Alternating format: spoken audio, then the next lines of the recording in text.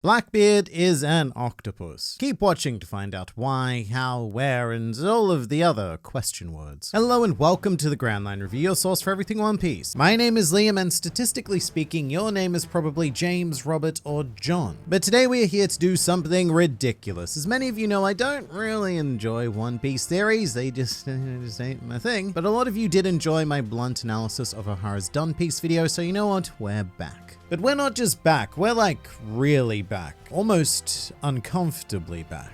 Because today we are featuring quite probably the most outrageous theory you've ever heard that just might also be true. It sounds dumb, it looks dumb, but so does Blackbeard, and we can't underestimate him, nor can we underestimate this idea. So we're going to be going through the ideas presented by a very small YouTuber named, look, I honestly can't pronounce his name, nor did he state his name in the video. I guess it's Evil, or maybe even Threeville. I don't know, so I'm just gonna refer to him as the guy. But with a mighty 386 subscribers, the guy is the guy who has currently explained this theory the best. However, it should be noted that roughly a year earlier, the same idea was presented by Hasel Entertainment, and that idea was then stolen by Inaru Review PH, because that's what he does, he steals things. But for the purposes of this video, we will be focusing on the guy. And before we get into it, fun fact, it's quite literally my birthday today. So if you'd like to send your best wishes, then you can do so by pressing the birthday button. I know it looks like it says subscribe, but it's actually pronounced happy birthday, Grand Line Review. And also hitting the birthday button will result in consistent injections of One Piece culture administered directly into your YouTube feed, so we both win, really. In fact, you win even more. So please do say hi in the comments below if you are a new member of the Grand Fleet. Welcome. But let's get into this Blackbeard octopus business.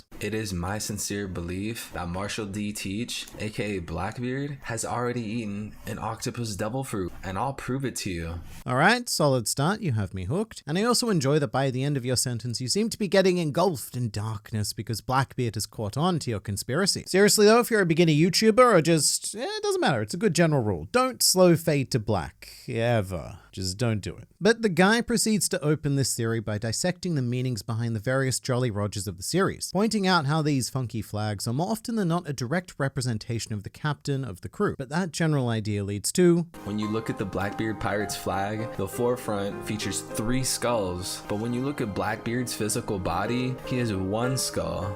I mean, nothing he said was technically incorrect. Blackbeard does indeed have 1 skull unit, but the greater argument that the guy proceeds to make is that the skulls on this flag do not actually represent Blackbeard's skull or skulls plural. Instead, there's something of a visual metaphor for a heart. And why a heart, you ask? Well, that would be because an octopus is a very intriguing creature, as it is known to have 3 hearts. 3 skulls, 3 hearts. And I have to say, right now, I'm kind of on board with this. Everything we've explored so far is pretty in line with common beliefs about Blackbeard. As skeptical as I am about almost every One Piece fan theory out there, one of the ideas I've always supported is the deeper meaning behind Blackbeard's Jolly Roger. It's not just a random assortment of skulls and bones, and in the past this has led to a popular idea that Blackbeard may have a mythical Zoan that transforms him into a Kerberos or Cerberus, I don't know, it depends how Latin you want to go, but a literal 3-headed creature. That or Blackbeard is actually 3 smaller men in a trench coat. That is also a very popular and valid theory. And before we move on, I'll just state the reason why so many Blackbeard theories rely on mythical Zoan fruits is because it is assumed that his pattern of 3, however it comes about, is also going to apply to the world of devil fruits. And Blackbeard already has a Logia and Paramecia fruit, so the third would logically follow as a Zoan if there is a third, that is. But I have to say the true beauty of the octopus theory is that it doesn't just try to explain the 3 skulls, but also the crossbones.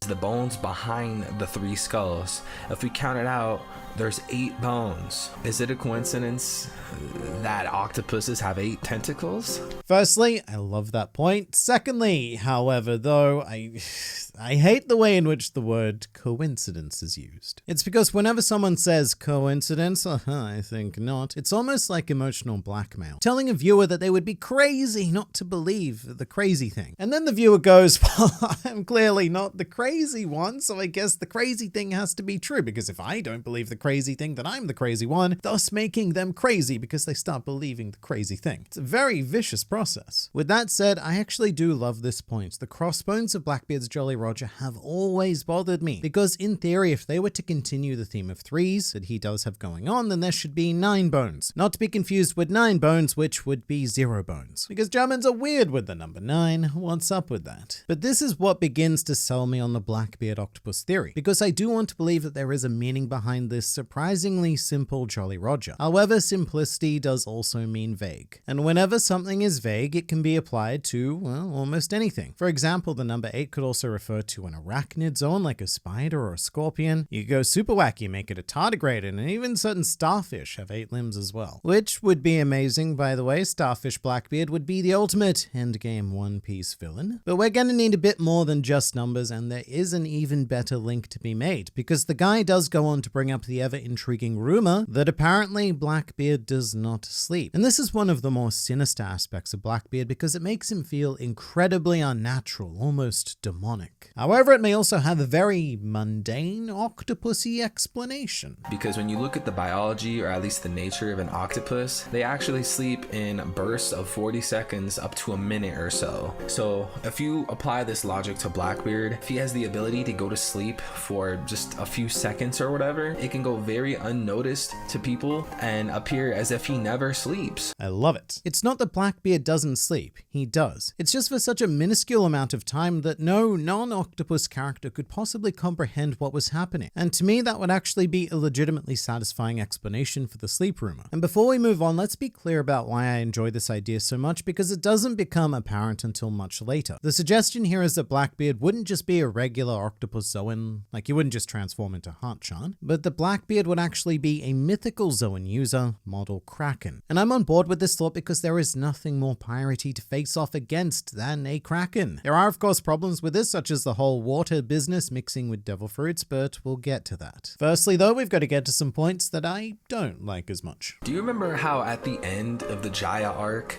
the Blackbeard pirates ran into the Straw Hat pirates? In short, I have to give it to them. The Straw Hat pirates did manage to escape Mr. Octopus, but only to be carried back down by another one. And here the guy is referring to the octopus balloon, which both Luffy and Roger used to plonk themselves back down on the blue sea. The idea being that Luffy's sky journey was narratively sandwiched, rather delectably, by a double dose of octopus glory. An octopus chased him up the knock-up stream, and octopus brought him back down. Which is cool, but it's starting to border on forcing connections just a little bit too much for my liking, and that only becomes worse with the following. By the way, check out the spots on that octopus and compare it to the pants of post-time skip Blackbeard. So here's something that I think is true of every One Piece theory in existence. They all sound quite reasonable until they start fixating on characters' pants. The patterns are legitimately nothing alike. The Skypuss has its natural blip-blops, whilst Blackbeard's pants are adorned with well-crafted and very consistent clover things. Not just that, but 5-leaf clovers. That's very lucky. Irish Blackbeard. Confirmed. But really, the closest connection I can make with this octopus to well, any type of pants, is the fact that the octopus made its way into Luffy's pants, which, if this theory is true, I imagine is a metaphor for the sheer sexual tension between Luffy and Blackbeard. Also, is it just me, or does that octopus have several maps of Australia on it? Australian Blackbeard, confirmed. In conclusion, don't pants. Don't pants, just don't. Next up, the guy goes into Marco's famous words of Marineford, and he starts to put this theory together. However, the initial poster of this YouTube theory, Hasel Entertainment, has something very interesting to say about this panel. Marco said it was possible because of his body structure. The guy next to him has an octopus on his head. Coincidence? I don't think so. Ah, he said it as well. He did the coincidence thing. Why does every One Piece theorist do the coincidence thing? That aside, it's actually a fun point, and should this theory turn out to be true, it might even be seen as one of the most brilliant pieces of foreshadowing in all of media as we know it. So while we're here, let's see what other fortuitous nuggets were contained in Hasel's version of the theory. Also, why does Tetch and Teach have a similar name? When I first watched it, I thought, damn, they are the same people, but obviously they are not.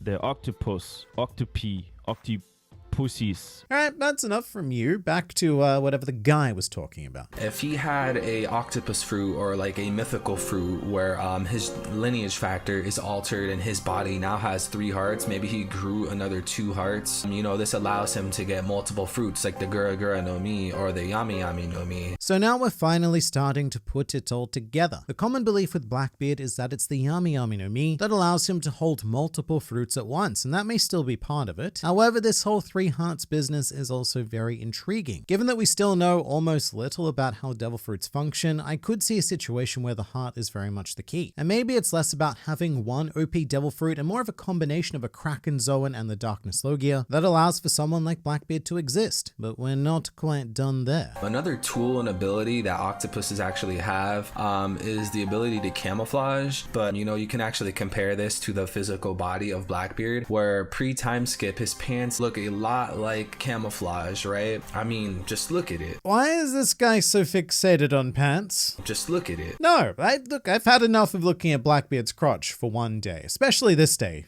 maybe tomorrow, when it's not my birthday. But that aside, the camouflage point is actually really, really good, just not for the reason that the guy stated here. Something that Blackbeard absolutely excels at is hiding in plain sight. He is, and has for quite some time, been one of the most threatening presences on this planet, and nobody knew about him. And if they did, they didn't know about the threatening part. The world government didn't even know that Blackbeard existed until Teach himself made it known and applied for Crocodile's warlord position. If he hadn't done that, he would still be flying under the radar. And to be fair, the guy does go on to say as much. And then you can also apply it to Blackbeard metaphorically, where he was a Whitebeard pirate for so long, just completely blended in, and no one would have ever guessed he would have been a traitor. You see, this is more what I want to hear. This is the point that you lead with. The significance of being an octopus and having a personality designed for narrative camouflage, rather than the kind of pants that the character is wearing. Just look at it. Look at it. Look. Stop it. Now, playing into the idea that this theory is actually true,